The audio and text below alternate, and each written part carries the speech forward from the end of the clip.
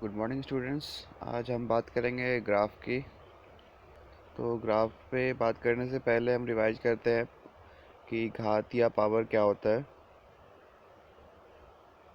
तो मैंने पहले भी बताया था, जैसे x square plus y square is equal to 25 अगर कहें तो इस इक्वेशन की घात है 2, घात या पावर 2, क्योंकि इस इक्वेशन की मैक्सिमम पावर 2 है। तो जिस इक्वेशन की मैक्सिमम पावर 2 हो उसका घात 2 होता है या पावर 2 होता है। तो ऐसे इक्वेशंस का जब हम ग्राफ ड्रॉ करेंगे तो वो कुछ सर्कुलर टाइप का आएगा। जैसे अगर ये ग्राफ है तो इस तरह से कुछ आ सकता है। वो कंप्लीट सर्कुलर ना हो या पूरा वृत्त ना हो, लेकिन वो कुछ इस तरह से सर्कल की तरह ही आएगा। तो ये था पावर 2 जब घात 2 हो तो उसका ग्राफ कैसा बनेगा। अगर हम बात करें घात 1 की, तो घात 1 के इक्वेशंस कैसे होंगे। x plus y is equal to 5, जिसमें कि मैक्सिमम पावर 1 होगा।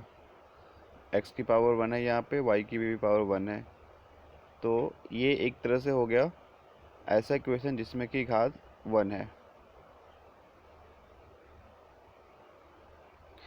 तो घात 2 के केस में उसके ग्राफ कुछ सर्कल टाइप के बनते हैं, और जब घात 1 होगा तो उसकी इक्वेशन उस इक्वेशन की ग्राफ जो है वो एक सीधी रेखा होगी, स्ट्रेट लाइन होगी।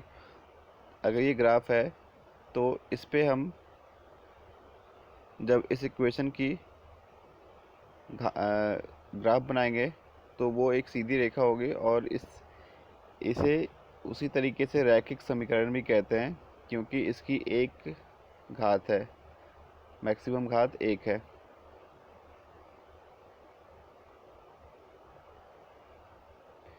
ये चीज़ें कई बार बता चुका हूँ, आज इन सबको रिवाइज कर रहे एक साथ ताकि आपको रिलेट कर पाओ।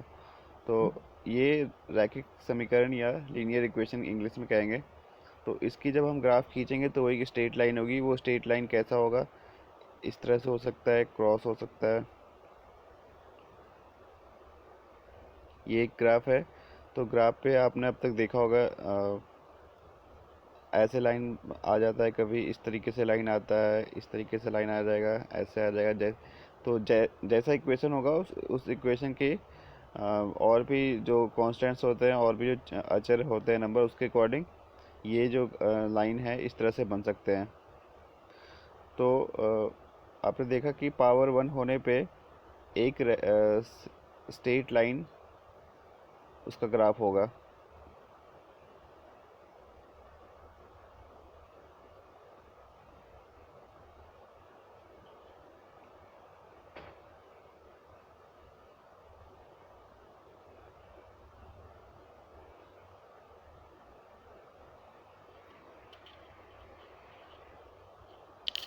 तो स्ट्रेट लाइन के केस में आपने देखा होगा, फिर से बता रहे हैं,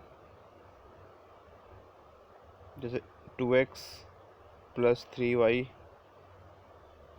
इज इक्वल टू 10। तो इस केस में इस रैखिक समीकरण का ग्राफ बनाने के लिए आपने कुछ इस तरह से हल निकाले होंगे, 1,3 4,9 इस तरह से। ये मैंने एग्जांपल लिया है, इसके समीकरण इसके ये हल नहीं है, ये मैंने एग्जांपल लिया है। तो इस तरीके से जब हमें दो हल निकाला और इस दो हल को हमने ग्राफ पेपर पे दो बिंदु के रूप में दिखाया, 1,3 यहाँ पे 1,3 आया, और इस तरह से यहाँ पे 4,9 आया, और इस दो बिंदु को हमने मिला दिया तो ये इस समीकरण का लाइन हो गया।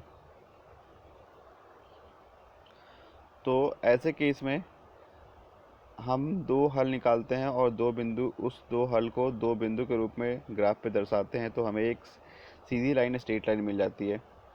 तो अब हम इसी पे और जो सिंपल क्वेश्चन है उस पे आते हैं, क्योंकि आपने टफ क्वेश्चन बना दिया तो आपसे सिंपल क्वेश्चन अब बन नहीं रहा है, इसलिए मैं हेल्प कर रहा हूँ।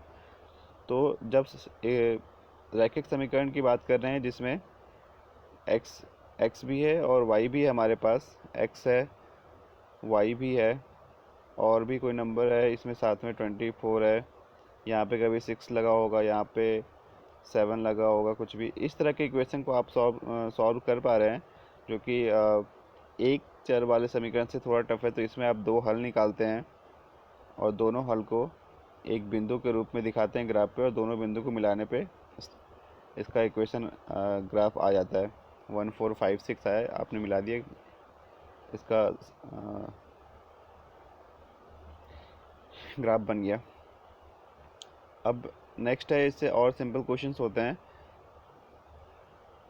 वर्कशीट 18 में आपने देखा, तो उन इक्वेशंस में क्या है, आपके पास जो समीकरण है उसमें केवल एक चर है, यानी कि एक वेरिएबल है,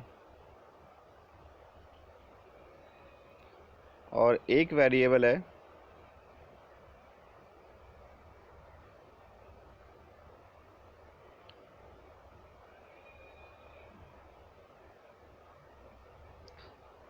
एक वेरिएबल कहने का मतलब या तो उस समीकरण में या तो x है या फिर केवल y है। तो दोनों में से कोई एक ही है, तो एक चर वाला समीकरण आपको वर्कशीट 80 में था। जैसे मैं एग्जांपल बता रहा हूँ, x इज इक्वल टू 5 है, या x plus 5 is equal to 9 है। तो ऐसे इक्वेशंस में केवल केवल x है, या फिर y है, y इक्वल टू -10 है, या 2y minus 10 is equal to 3 है।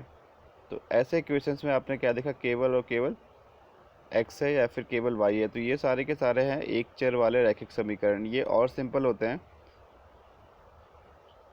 इसमें आपको करना क्या होता है, इसमें तो x is equal to 5 simple already ये सिंप्लीफाइड फॉर्म में है, सबसे सरल फॉर्म में है, ये भी सिंपल है।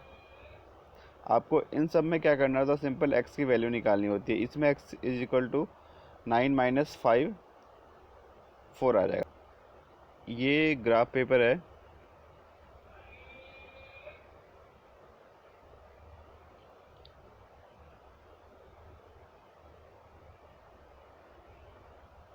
जीरो 1 2 3 4 5 6 7 -1 -2 -3 -1 -2 1 2 3।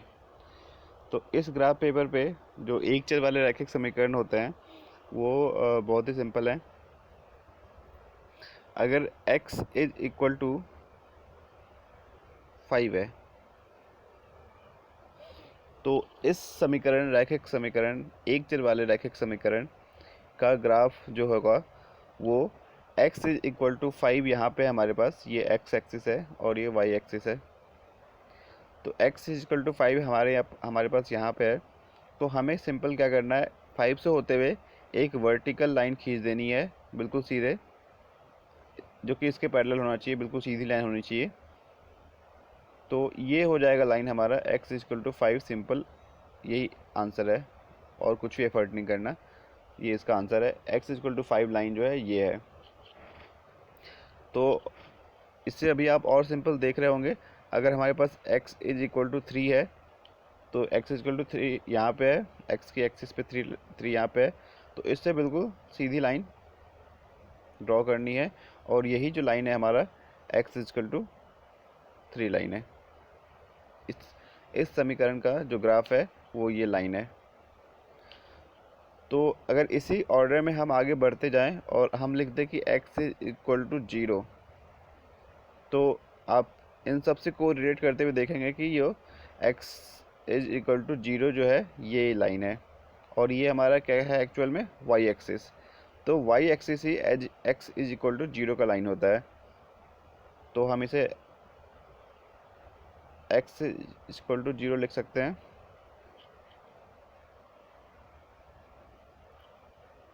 तो जो y एक्सिस होता है आप इसे याद भी कर सकते हैं कि जो वाई एक्सिस है वो x इज इक्वल टू 0 का ग्राफ है।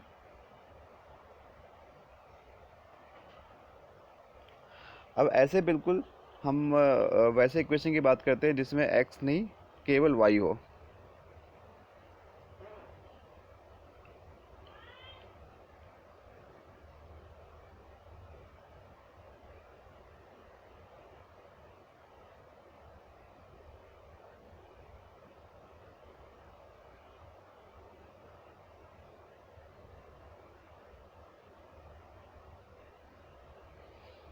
तो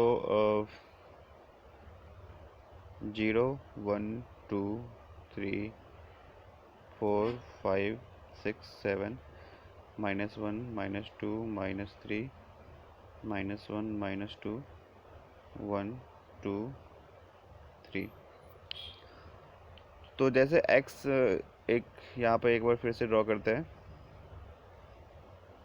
x इक्वल टू 0 आपने सीख लिया, x इक्वल टू 1 भी सीखा होगा, x इक्वल टू 9 भी सीख लिया, और वैसे ही x इक्वल टू अगर -1 हो तो ये हो जाएगा x इक्वल टू -1 की लाइन, बिल्कुल सीधी लाइन होनी चाहिए।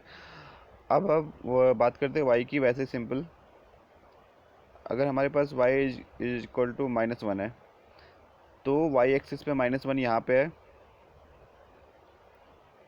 तो जैसे हम वर्टिकल लाइन खींचे थे वैसे एक हॉरिजॉन्टल लाइन भी खींचेंगे, तो ये हो जाएगा y इज इक्वल टू -1 का लाइन। ये जो लाइन है वो हो जाएगा y इज इक्वल टू -1 का लाइन। ऐसे ही हमारे पास अगर y इज इक्वल टू 2 है तो ये y इज इक्वल टू 2 का पॉइंट है, तो यहाँ से जो लाइन निकलेगी वो हो जाएगा y इज इक्वल टू 2 का ग्राफ। ये इसका आंसर है सिंपल। और इन सेम वे अगर हमारे पास y इज इक्वल टू 0 दिखाना है तो ये 0 है, तो जो x एक्सिस है वही हमारा y is equal to 0 line होता है। तो ये भी आप याद कर सकते हैं, जो x एक्सिस है वो जो लाइन होता है वो y इज इक्वल टू 0 का लाइन होता है, 0 का ग्राफ होता है। तो बीच में बिल्कुल सेंटर में 0 होता है, राइट साइड में प्लस में हम लिखते हैं 1 2 3 4 5 6, लेफ्ट साइड पे -1 -2 -4, और नीचे -1 -2 -3, और ऐसे ऊपर प्लस में। तो इस चीज़ को आपको हमेशा याद रखना है, जो x एक्सिस होता है वो y इज इक्वल टू 0 का लाइन होता है, और जो y एक्सिस होता है वो x इज इक्वल टू 0 का लाइन होता है।